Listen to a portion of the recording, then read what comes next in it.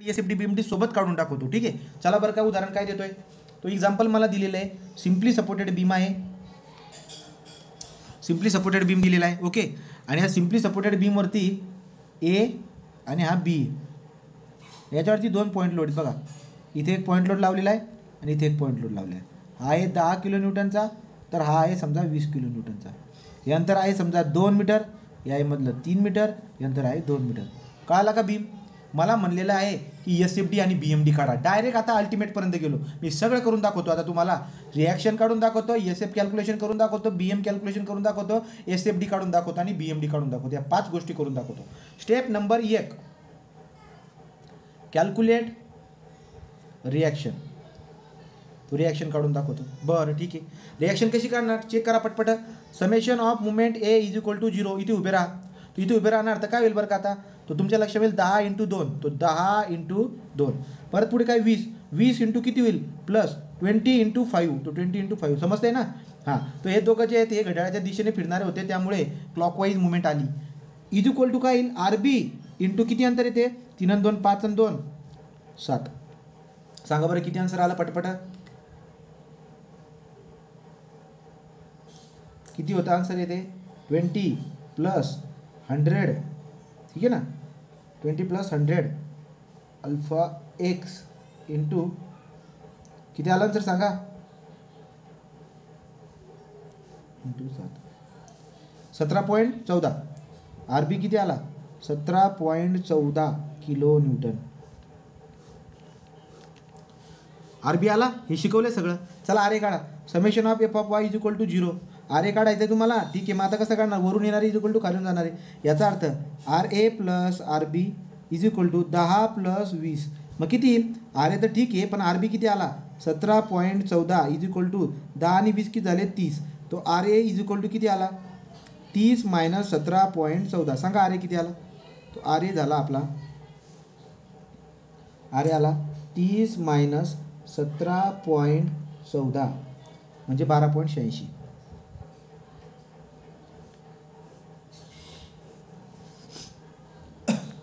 समजतंय का? हा आर बी आला, आर ए येऊन गेला. तर आता आपण काय करणार, step number 2, S F calculation. S F calculation करा. एस एफ कॅल्क्युलेशन करण्यासाठी पहिले तो बीम जसा तसा काढून घेणे. हा बीम जसा तसा काढून घ्या. काढला, इथे या पद्धतीने बाण मारला. हा झाला 10 किलो न्यूटन, हा झाला 20 किलो न्यूटन, हा झाला 2 metre, 3 metre, 2 metre. A B नावं कुठे द्यायची, जिथे बाण असतो तिथे नावं द्यायची. दिली, जिथे जिथे बाण असतात तिथे तिथे नावं देऊन टाका. चला, शेअर फोर्स एच्या लेफ्टला म्हणजे इथे रे कोण नाही आहे 0. शेअर फोर्स एच्या राईटला इथं बघा आर ए किती तो लिहून टाका. हा आहे 12.86 आर ए 12.86 आणि आर बी किती आहे 17.14. आता कसं करतो बघा ना, तो तुम्ही काय करायचं एच्या लेफ्टला बघायचं, इथं कोणी नाही आहे. याचा अर्थ असा आहे की 0 आला. आता मला राईटला उभं राहायचं आहे. राईटला उभं राहिले पहिले तर मागची व्हॅल्यू घेऊन टाका. आता तुम्ही मारलेला बाण आणि मागे मारलेल्या बाणमध्ये कोण आहे 12.86 वरती लागतोय. वरती म्हणजे plus 12.86 is equal to 12.86. C पॉईंटला या. शेअर फोर्स सी सपोर्टच्या लेफ्टला उभा राहतो इथे. ठीक आहे, तो मागची व्हॅल्यू घेऊन टाका. मागची व्हॅल्यू 12.86 घेतली. आता तुम्ही मारलेला बाण आणि मागे मारलेल्या बाणमध्ये कोणी नाही आहे, याचा अर्थ बस झालं, जे आहे तेच. पुढे शेअर फोर्स सीच्या राईटला उभा राहतो, तो सीच्या राईटला उभा राहतो बरोबर. हा, तो मागची व्हॅल्यू जशी तशी घेऊन घेणे. आता तुम्ही मारलेला बाण आणि मागे मारलेल्या बाणमध्ये कोणी आहे का, आहे 10 किलो न्यूटन खाली जातोय.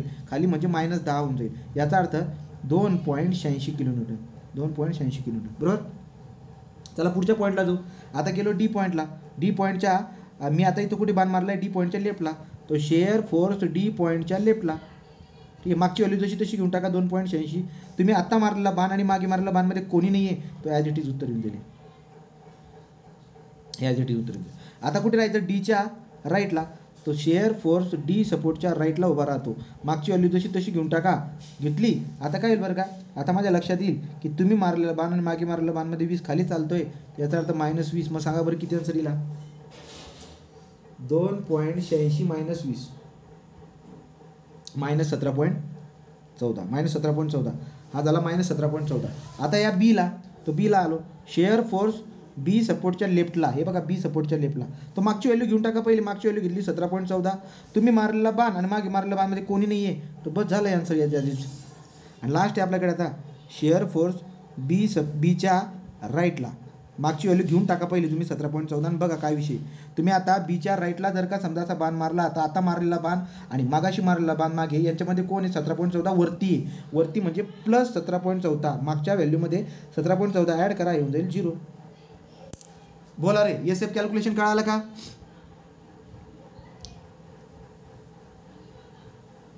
एस एफ कॅल्क्युलेशन झालं असेल तर आता आपण शिकणार बाळांनो BM कॅल्क्युलेशन. आता BM कॅल्क्युलेशन मी कसं करतो तुम्ही मला रिप्लाय देत चला, म्हणजे मला कळेल विषय काय आहे काही नाही. तो आता BM कॅल्क्युलेशन करताना परत आपण काय करायचं, BM calculation step number 3 BM calculation. BM calculation करताना देखील तुम्हाला काय करायचं आहे, तो बीम पहिले काढून घ्या. तो बीम काय करून घ्या, पहिले काढून घ्या. एक मिनिट, असं काय होत नाही त्यामध्ये.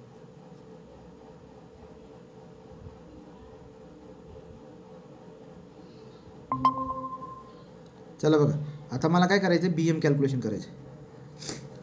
BM कॅल्क्युलेशन करताना जो बाण आपण जो बीम घेतलाय ना अगोदर, तो ॲज इट इज घेऊन घ्या.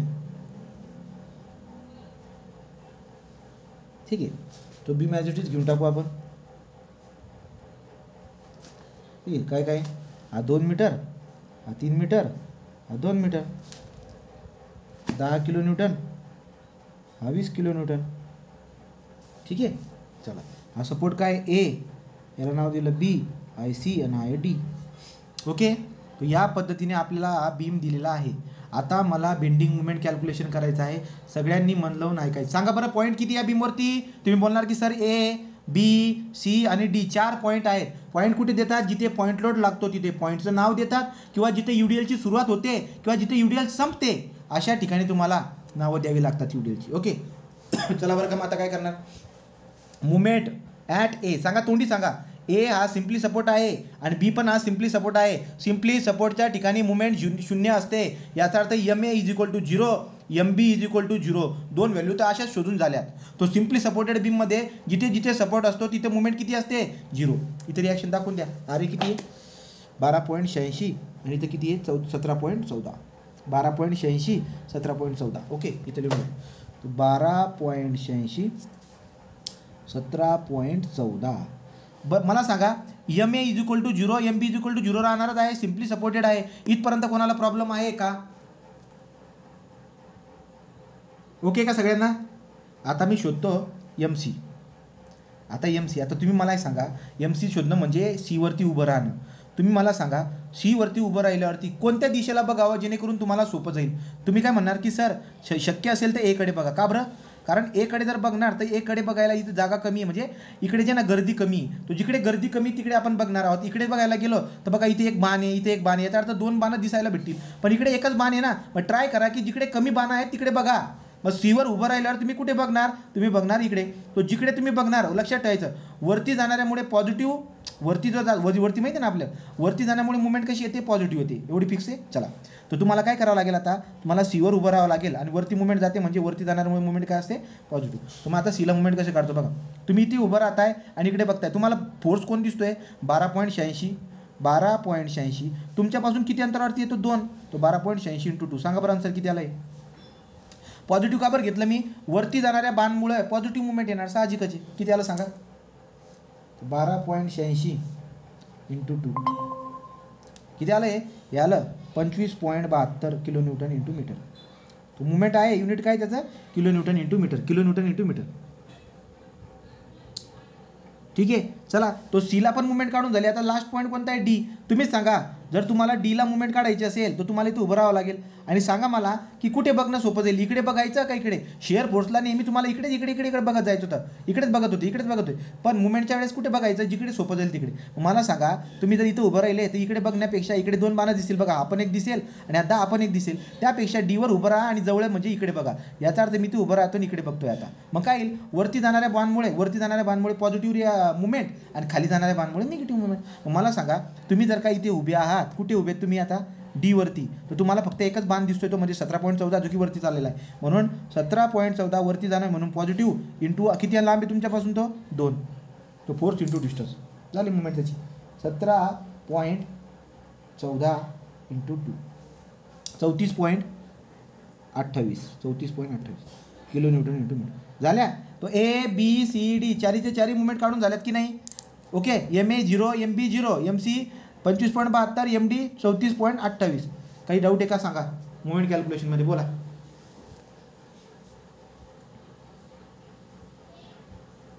मुवमेंट कॅल्क्युलेशनमध्ये काही डाऊट आहे का सांगा पटपट. आता आपण एसएफडी बीएमडी काढणार आहे. कोणाला डाऊट असेल तर विचारून घ्या. Step number 4 SFD and BMD. तर एसएफडी बीएमडी काढायची, त्यासाठी बीम काढावं लागेल. तो बीम ॲज इट इज काढून घेतो पहिले. आता सगळ्या स्टेप घेत राहतोय मी, ठीक आहे. आता सगळ्या स्टेप घेतोय बाळावर. हा आहे ए, इकडचा आहे बी, हा आहे सी, हा आहे डी, हे आहे 2 मीटर, हे आहे 3 मीटर, हे आहे 2 मीटर. ओके, हा 10 किलो न्यूटन, हा 20 किलो न्यूटन, हा 20 किलो न्यूटन. आता बघा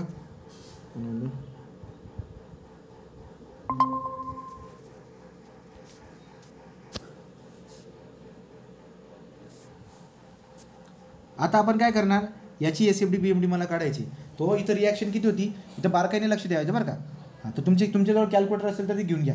तो आता मी काय करणार, आर एची व्हॅल्यू मला दिलेली 12.86, आर बीची व्हॅल्यू मला दिलेली 17.14. आता काढायची आपल्याला, हा बीम जसा तसा काढून टाकला तुम्ही. आता तुम्हाला काढायची सगळ्यात पहिली एसएफडी. तो कसं काढतात, जेवढी लांबी आहे हे बघा असं करून घ्यायचं.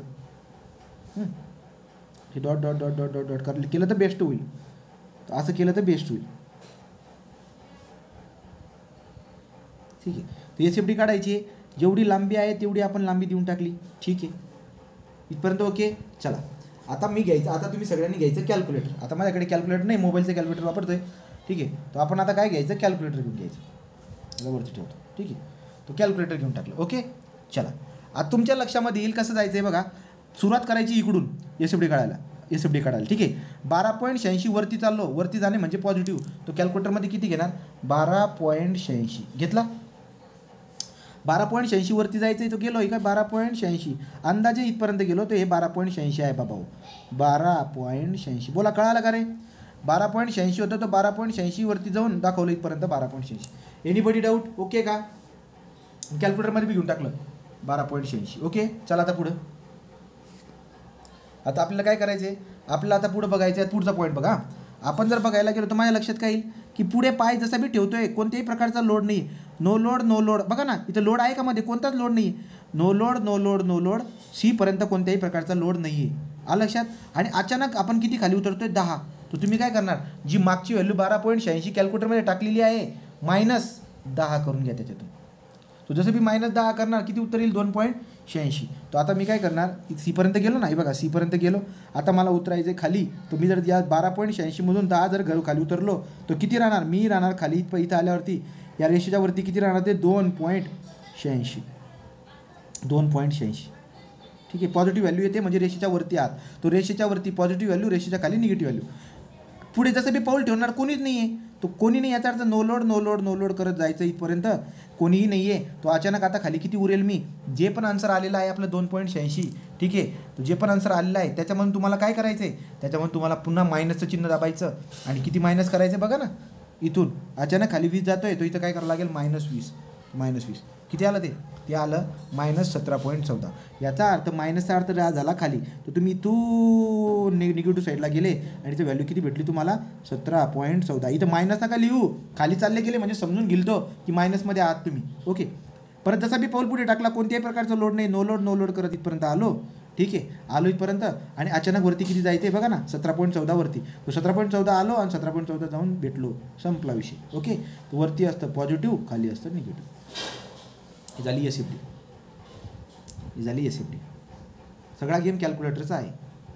आणि लक्षात घ्यायचं, बीएमडी काढताना कसं काढायचं, जिथे आहे सपाट तर बीएमडीमध्ये काय घ्यायचं बघा. एसएफडीमध्ये जर का सपाट असेल तर बीएमडी जॉईन करताना तिरप्याने जोडायचं, तिरप, बरोबर का. इथं बी सपाट आहे, तो इथं पण या 2 पॉईंटमध्ये कसं जुडेल ते तिरप. इथे पण सपाट आहे बघा, इथं पण दिसतंय ना सपाट, तो इथं बी कसं जुडेल ते तिरप असं. तर बघा मग आता इथे सांगा, ए पॉईंटला किती मुवमेंट होती, काही घेतली मी. तर ए पॉईंटला मुवमेंट किती आहे, 0. बीला किती मुवमेंट आहे, 0. तो मी लिहून टाकतो. हे बघा, एला मुवमेंट किती आहे, 0, म्हणजे बरोबर इथे. बी पॉईंटला मुवमेंट किती आहे 0 म्हणजे बरोबर इथे. चला सी पॉईंटला मुवमेंट किती आहे, सी पॉईंटला मुवमेंट आहे 25.72 म्हणजे अंदाजे घेऊन घेतो 25.72 इथे तो आहे 25.72. ओके पुढे जाऊया. डी पॉईंटला किती आहे 34.28 म्हणजे नक्कीच याच्यापेक्षा जास्त असणार तो 34.28 झालं. आता तुमच्या लक्षामध्ये येईल की ESFD मध्ये हा सपाट आहे त्यामुळे या 2 पॉईंटला जोडताना मी कसं जोडेल तिरपा. हा कसा जोडला तिरपा. ओके पुढं हा बघा इथं पण सपाट आहे ते कसं जोडणार तिरपा. मग तुम्ही म्हणाल की सर जर का हा वरचा तिरपा राहिला तर हा कसा जुळला असता, हा पॅराबोलाने जुळला असता बाळांनो. पण आता हा सपाट आहे म्हणून हा तिरपा. सपाट तिरपा सपाट तिरपा आणि इथं पण सपाट आहे तो इथे तिरपा जाईल असं बघा. ही झाली पॉझिटिव्ह BMD. तर ही झाली आपली BMD. ती झाली BMD, ही झाली SFD आणि हा झाला लोडिंग डायग्राम. तो अशा पद्धतीने आपली ही बनली